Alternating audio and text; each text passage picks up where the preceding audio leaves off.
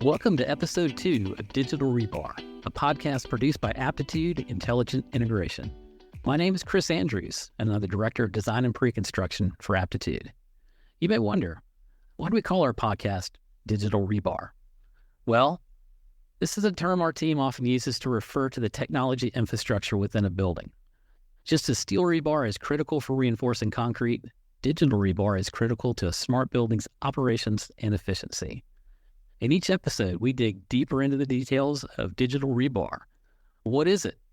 Why is it important? How do we use it and plan for it? As your host for this episode, it's my pleasure to welcome 2 innovative thought leaders in the smart building world as my conversation partners today. Joining me to talk about technology on a higher education campus are Donny Walker of Newcomb and Douglas Plumley of Dartmouth College. Donny's a friend and fellow Atlanta resident. A partner at MEP firm Newcomb & Boyd, he leads the company's Intelligent Building Systems division, where he works with high-profile clients from a variety of industries to design and manage sophisticated, integrated, network-enabled system projects. Donny's a sought-after speaker and a leader in the world of smart buildings and technology integration. I'm glad that Douglas Plumley has also joined us today. I've had the pleasure of getting to know Doug recently when we spoke on a conference panel together.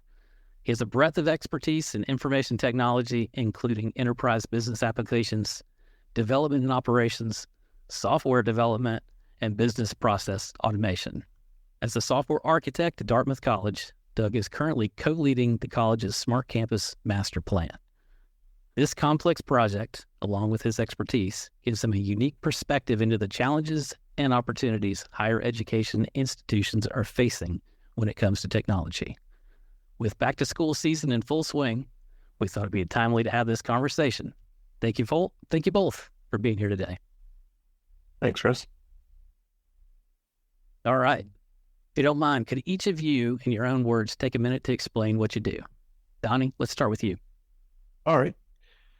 Thanks.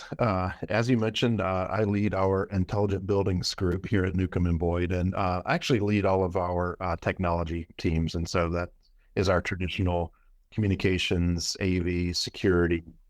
And the Intelligent Buildings group is something that we developed about 10 years ago that was meant to be interdisciplinary, where we pulled experts from our MEP team that specialized in controls.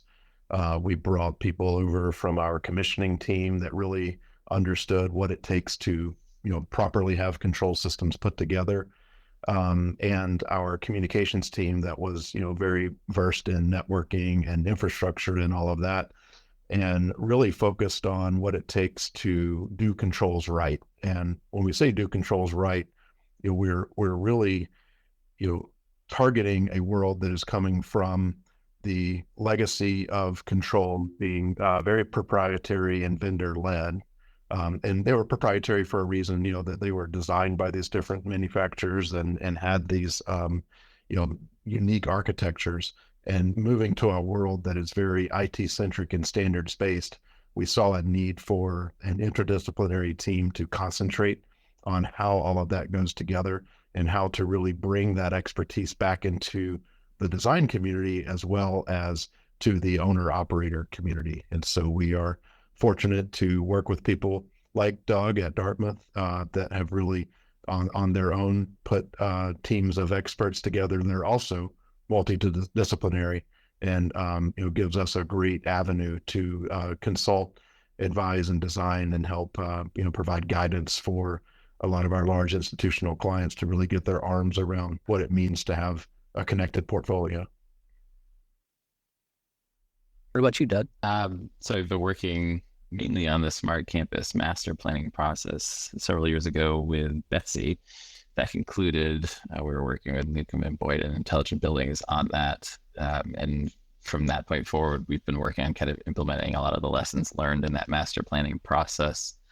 Really the emphasis is on open controls, open communications, and seeing what we can do to apply kind of on my side of things, IT principles to the OT technologies. By trade, I am a software architect, software engineer.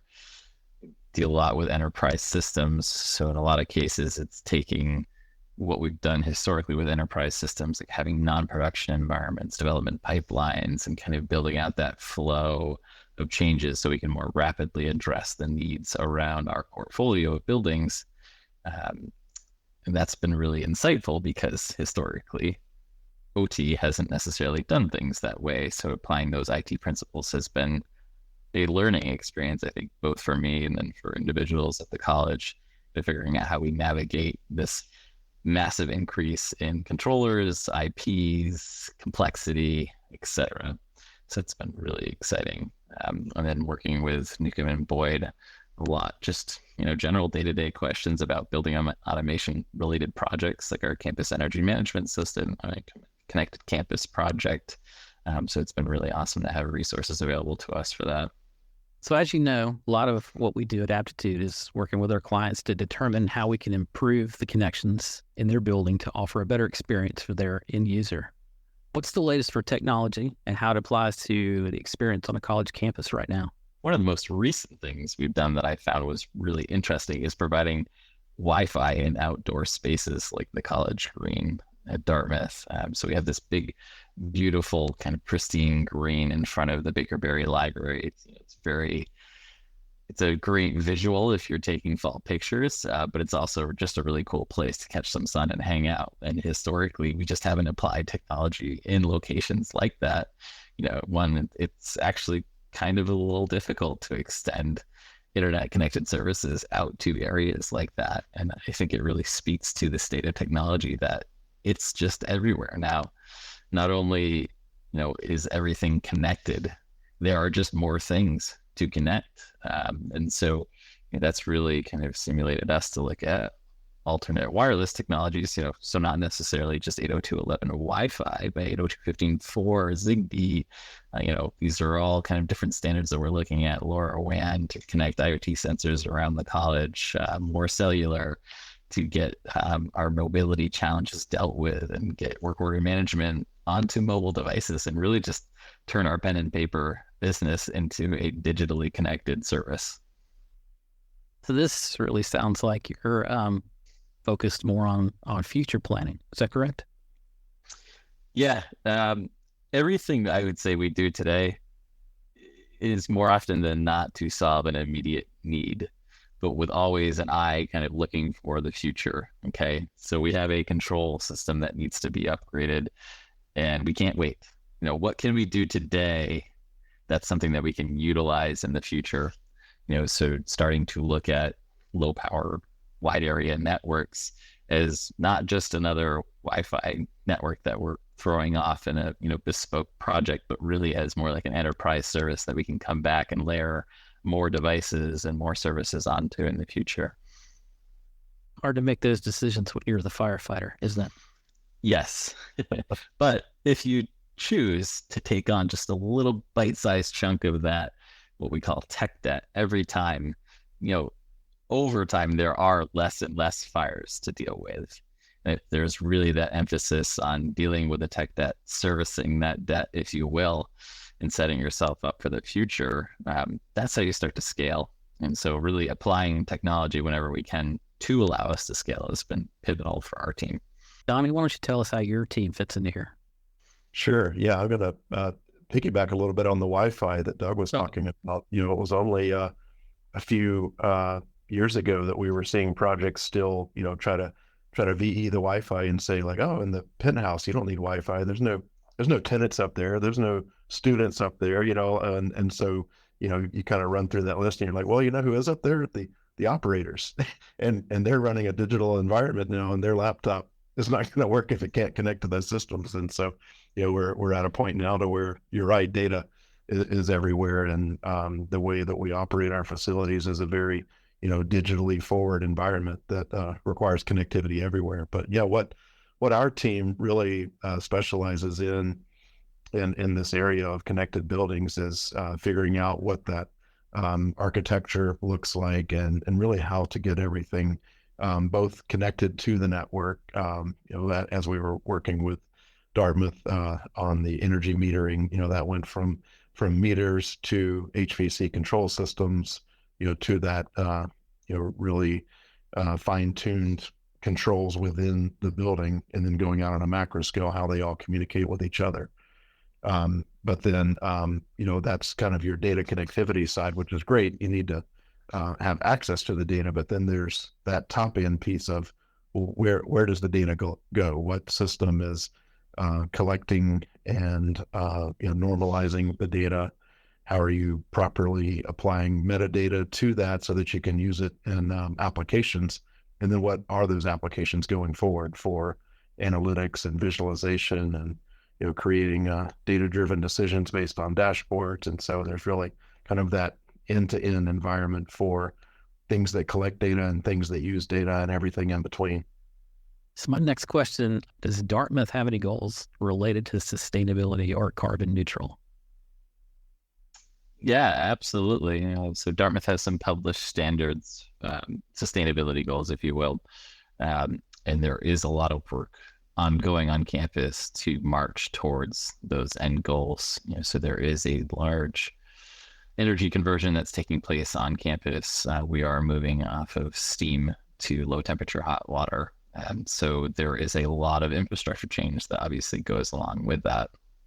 So your standard emitters, fan coil units, VABs, etc., they're not designed to work with that lower temperature. So there's a lot of changes in the building infrastructure themselves, not just to connect them to the low temperature district hot water loop, and in a lot of cases to the chilled water loop. There's a lot of changes in the buildings as well, in the buildings controls. And so that is a massive infrastructural project for Dartmouth. And that's really emphasized the need to scale how we operationally deal with the OT that's going into those buildings. So a lot of the processes we use to manage things like the BACnet networks, and to call them BACnet networks isn't even totally accurate, just the networks themselves, the protocols that are being used on those networks, and generally how devices talk to each other, talk to the internet. We've had to throw away a lot of that old school thinking and really just adapt to newer ways of doing things. And I would say we've really only put in stopgap solutions because, to your point earlier, there's a lot of fires and we have to put out some of those fires immediately, but really think, how do we want to manage these things in the long term, and how do we make this stuff scale? So Donny, Doug just mentioned a lot of network devices. What can you tell me about future planning support for these kinds of goals? Yeah, I think, kind of speaking to those two different sides that I was mentioning earlier, there is that data architecture side of how do you properly segment and subnet your network to have connectivity to everything, but in a, very manageable way. And what does that look like from a campus architecture standpoint, related to how you're connecting to the network and then how you're managing across the enterprise. But then there's also the applications that are utilizing the data. And so kind of, going back to the conversation on carbon reduction, you really have to have systems that can analyze data in multi-dimensional facets, because, as energy engineers, for decades, we've been able to say, this is how I reduce energy. This is how I optimize systems based on financial impact. But now you really want to look at energy, financial, and carbon, and those don't always play simultaneously together. So for example, from a dollars perspective, we used to try to shift loads to nighttime when the energy is cheaper. But when you look at a carbon reduction side, the grid is greener in the daytime because that's when the solar is at its peak. And so you're really starting to get to a point to where you need to evaluate things in multiple ways, run the analytics, and then make a choice of, am I trying to reduce dollars or carbon? Or am I trying to optimize to use the least amount of carbon with the least amount of dollars? And that requires, a very complex programs that can do that type of simulation. And we can't even begin to get there if we can't get our data modeled in a way to even give us a clue of what we have currently operating. Yeah, I would agree just generally with what Donny said. Cherry pick some specific examples here at Dartmouth where we're actually putting a lot of really smart controls into buildings. We're engineering them in a really smart way. And what we're finding is, because historically we haven't had technology deployed at that scale, and because we haven't managed it to the degree we would need to really enable those smart technologies, they haven't always functioned in a smart way. And so you can have these really awesome, well-designed, high-performing buildings that perform terribly. Wow. And so what we found is, things literally as simple, and calling it simple isn't really the right way of describing it here. But conceptually, something as simple as network communication can literally cost you more money in a smart building. Right? You spend more energy conditioning the spaces, heating, cooling, ventilation, extra energy on lighting, all that with LEDs. That's a little bit debatable, and it's negatively contributing to your sustainability goals. So we've had some examples here on campus where, as we've been kind of learning, we've been shrinking time to fix these issues, but integration issues are actually a big issue. And what we're finding is we need to get involved from like an OT perspective. And this is me saying that with an IT hat on, and really talk about the technology earlier and earlier in the project. So, okay, I see you're planning on integrating these two systems because you have some energy intense use goal in mind, or some sustainability goal in mind. Let's make sure we're actually planning the technology and how it's going to talk to each other in a way that's actually going to support this end use case.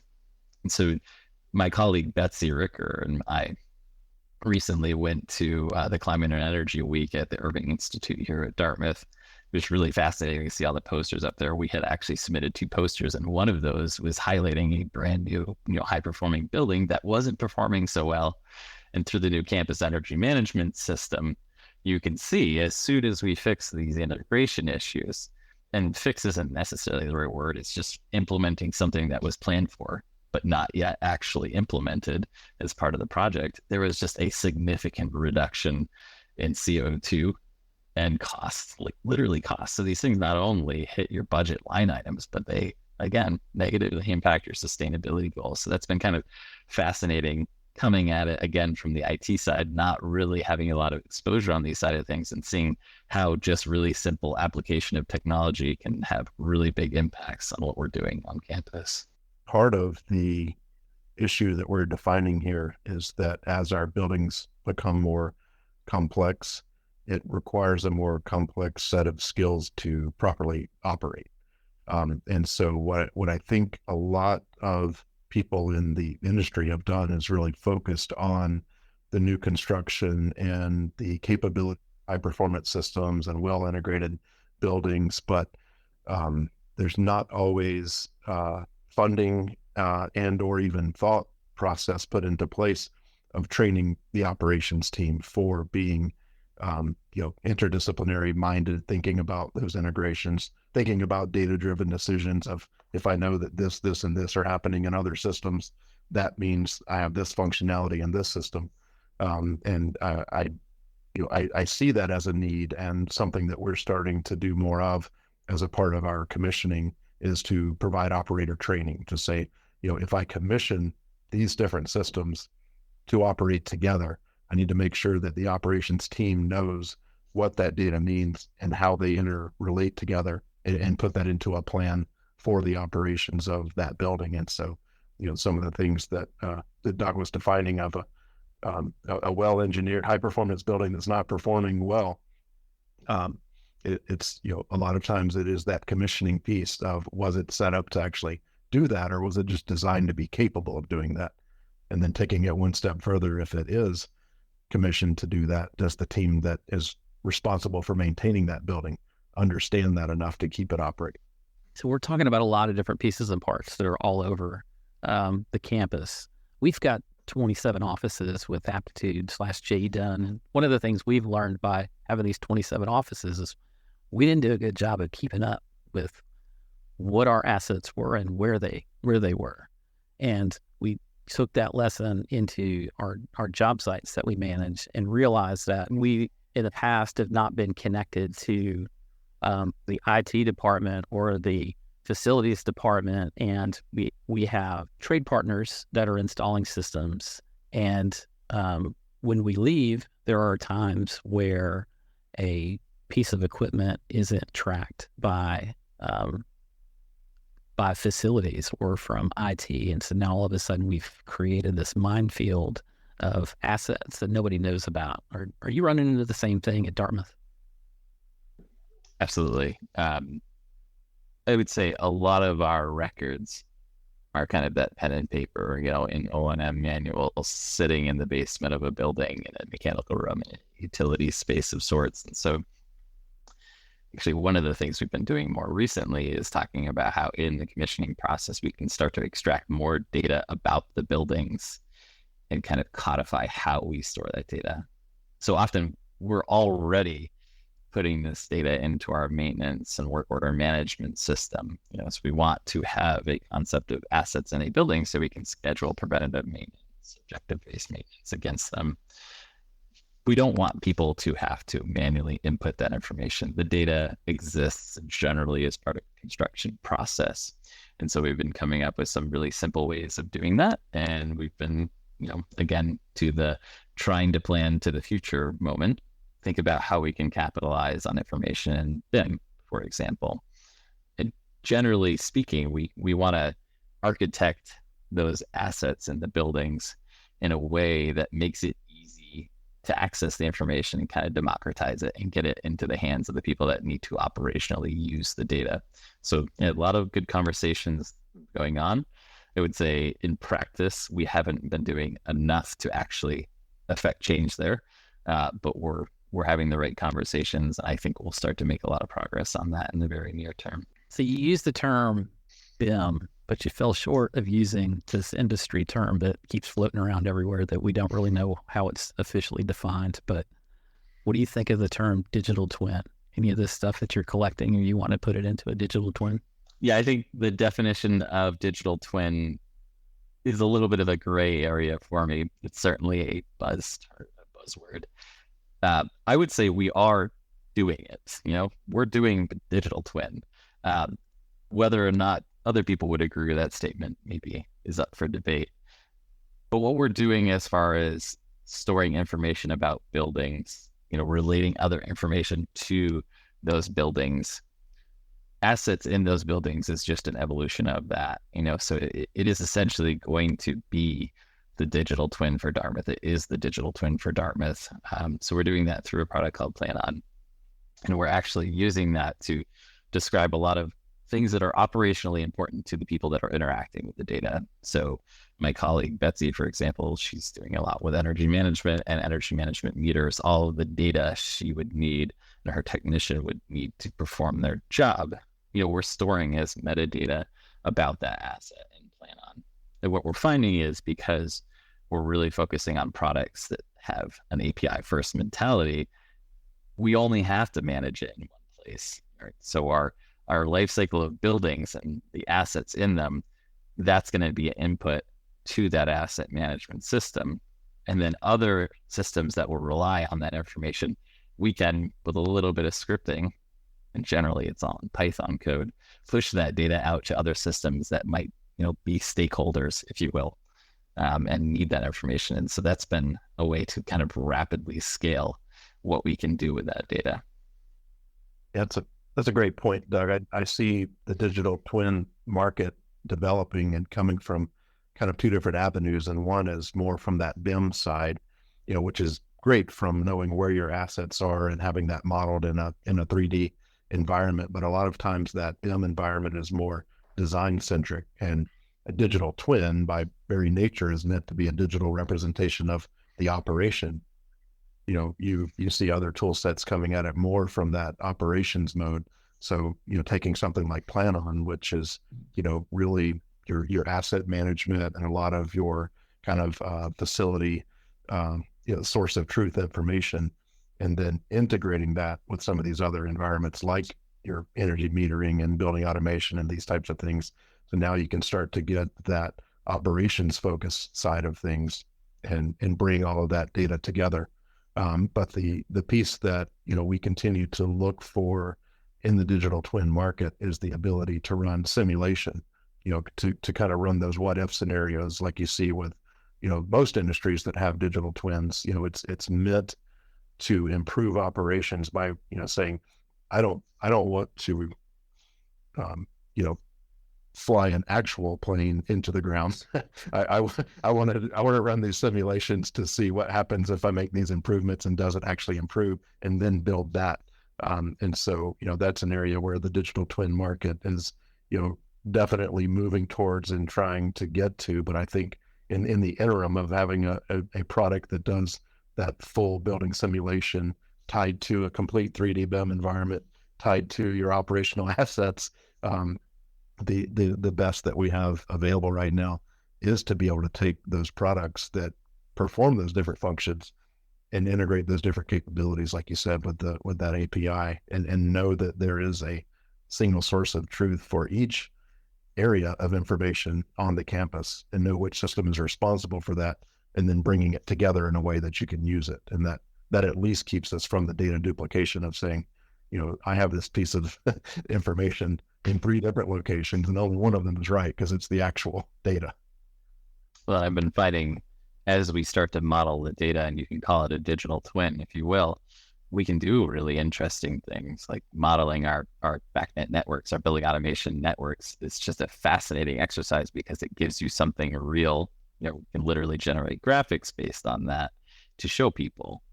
And it takes a difficult conversation for folks that aren't familiar with backnet or just various types of protocols, and gives us a visualization that makes it real for them. And we can point to the things that we've already been talking about and say, these are the things that we need to focus on improving. And that's just one instance of it. Once the data is modeled, generating the graphics for a bespoke purpose like that, for a conversation of that, is one thing, but you can generally repurpose the data and use it for other things, like explaining when we need to worry about updating these controllers because they're of this make model and that's been end of life for the past 10 years. So getting the data modeled, having the metadata in place, that's a one-time thing. And you can just keep repurposing it over and over and over. And then, to your point, you're not duplicating effort. You have a strong source of truth for that data, and you just keep capitalizing on it. So for the twin I'm describing, it is like a tree, right? So, and actually that's probably not even a great way of describing it, but, kind of nodes connected by edges, so it is quite literally, in a technical sense, a network graph.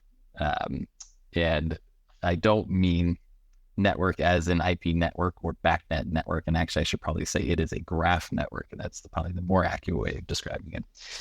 It's just generally showing nodes, things that exist, so that can be things like a IP network, a VLAN, a device sitting on those networks, a building that is a participant in those networks, right? And representing them as little circles, right? And then when we start to describe the technical relationships between those little circles, those are the edges in graph network speak, if you will. And generally, if you're using the data to drive that, you're not having to manually model the data. You've already modeled the data. Now you're just representing it graphically. And there's a lot of labor saved in that. So I've drawn a lot of architecture diagrams, and they're almost always out of date. And so being able to use data to drive that graphic is a great first start. But even that data that we have right now, the digital twin, if you will, it's static. And so what we're hoping to do is take that and make it a little more dynamic and actually capture live data about the environment. Because with the hot water conversion, there are so many projects ongoing. There are so many people working on these networks and making changes to controls and to all the IP devices and IoT devices around campus. We need a way to keep that data up to date and then continuously refresh that graphic. And by doing so, we can show change, right? So as soon as we've modeled the data and we can refresh the data dynamically, we can show change as it is affected around the campus. And that's how you scale. Right. So if we can say yesterday this thing existed and today it doesn't, well, why? We can start to ask those questions And as we layer in metadata from seeing things like plan on with our asset registry, well, now we actually not only can just ask, why doesn't this thing exist anymore? We know what vendor and make and model it is and what building it's associated with. So we actually know who to go ask as well. And that doesn't have to be a manual effort. It could literally be something as easy as, hey, go notify the building manager of this particular building in our portfolio that this thing no longer exists, and ask them, hey, can we free up the IP address you have associated with that? Because we want to reuse it for another controller when you replace it with something else. Or did you replace it with something else? So I think the concept is pretty fascinating, but the digital twin is really, if you think of the scale of the data, I mean, it's exponential compared to what we've done in the past, and we need good ways of keeping it up to date. So the 3D model's kind of interesting, but to me, the actual kind of digital twin is a row in a database that I can keep up to date because there is some fact I can extract about the environment that we're running in.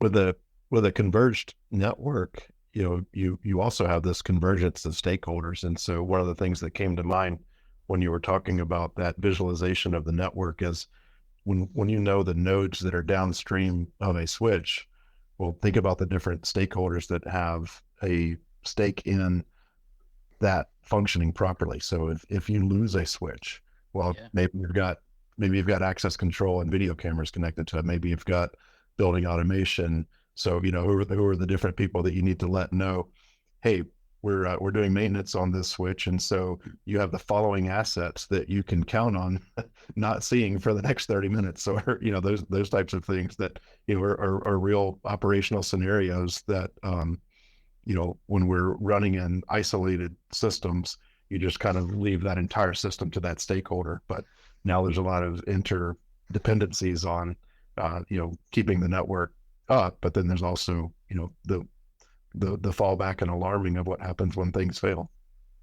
Probably kind of a triage of sorts, if you have a catastrophic failure, which piece is going up first, Right. We have a excellent network services team at Dartmouth, and we have a really good relationship with them. And so they had actually, in a lot of senses, been creating a digital twin of the network assets themselves, separate from obviously facilities assets. But they use a product called Netbox that they use for configuration management of the assets around there. And we actually have some ability to read and write data in and out of it, which is just fascinating in itself because we can self-service a lot of things we need to do, switch boards. But in addition to that, at some point, what we hope to do is, as we extract more and more metadata about the running environment, actually layer that into that network digital twin. Because to your point, Donny, now we can paint this switch red because this is the switch that the chiller plant connects to, right? Right. Yeah. So it really enables a lot of conversation. And again, to my point earlier, once you model the data, now you can do a lot of really interesting things about it. And I think more now than ever before, you don't have to physically go and trace wires and get your eyes on stuff to build a logical sense of what the topology looks like, a logical sense of what the model would be. You can start from basically just a digital inventory of your equipment. And if you want to layer in the physical aspects of those things at a later point, that's great. That's a little more labor intensive. But those logical connections, one, is just going to answer a lot of questions.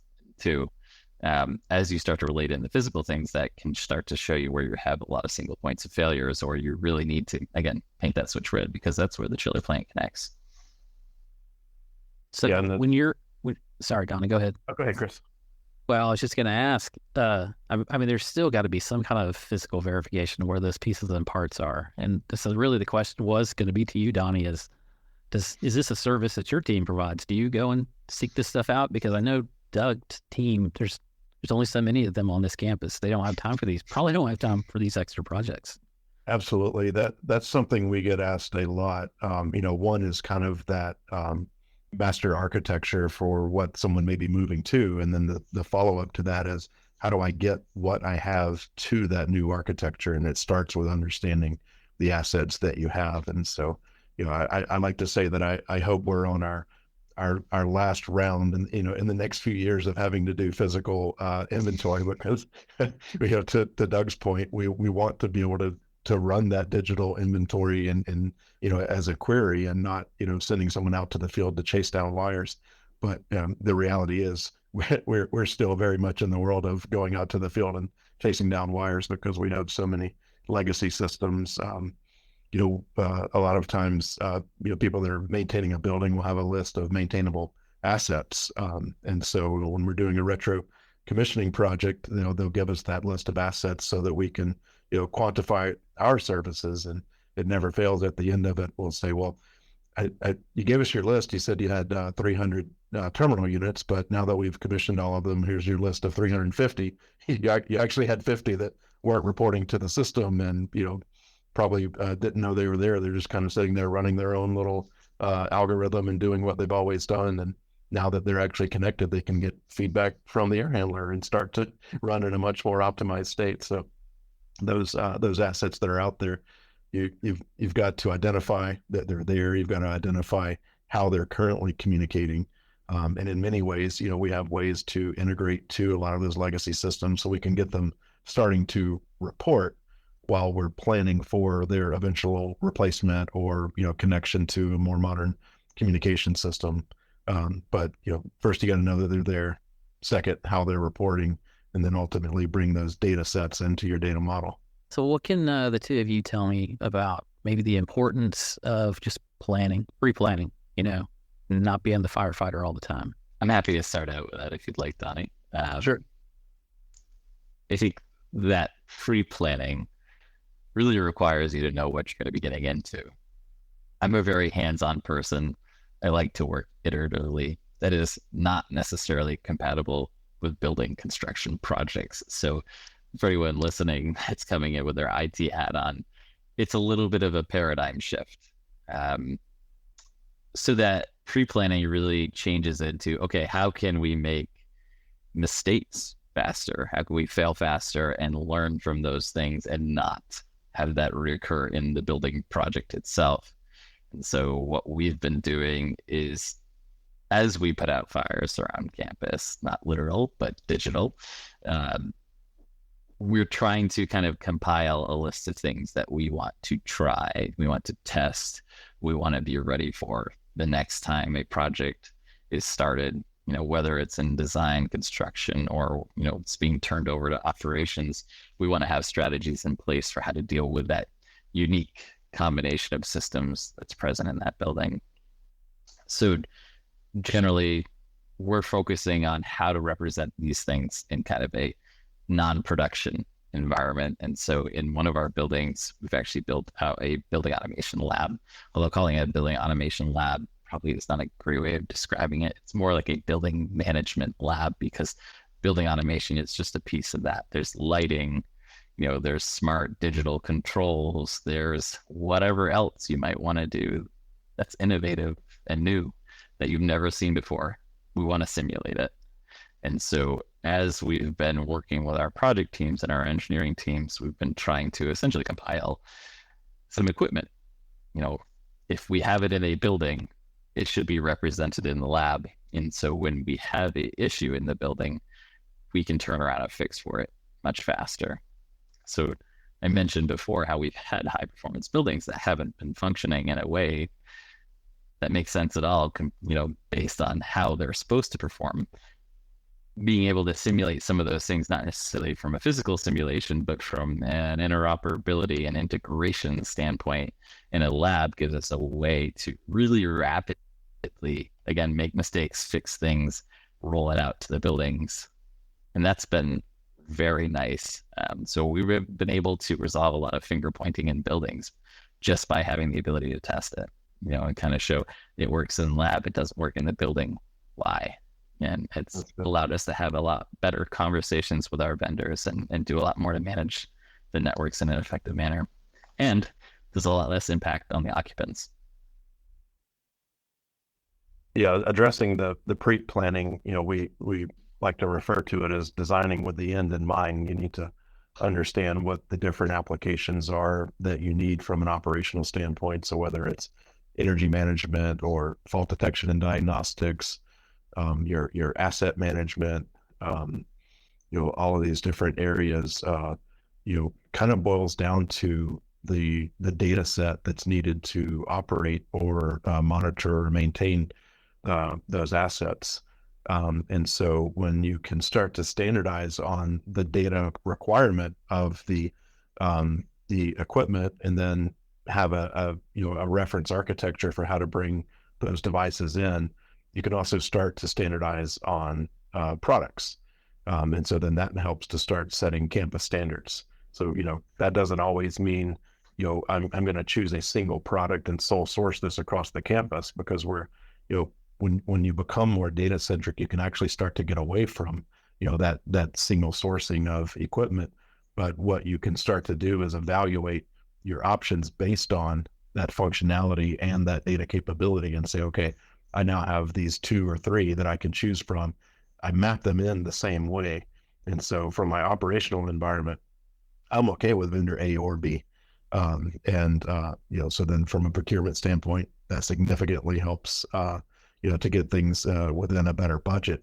But it also, from an operational standpoint, doesn't mean that you're sacrificing your ability to maintain by going with, an option. So it's getting away from the old VE game of, I have this one manufacturer with all the bells and whistles. And so then someone comes along and says, oh, you can't afford that. How about I give you this one? And it has nothing. Yeah. But I'm convincing people that don't know better that it's the same, apples to apples comparison. And so we do a lot of work around standardization to, really be able to help evaluate product sets, see how they operate, and make sure that, you are able to really perform the same functions with those 2 different assets. Well, guys, I think we're just about out of time. I've had a great time. Every time I sit down with you two, there's always a lot to learn, a lot to take away from these conversations. And clearly, the college campus has grown quite a bit since the payphone outside of my dorm. So, all right, I guess we'll call it. Episode 2 is in the can. Thanks for listening to Digital Rebar. Thanks, Don. Thanks, Chris. Thanks, Donny.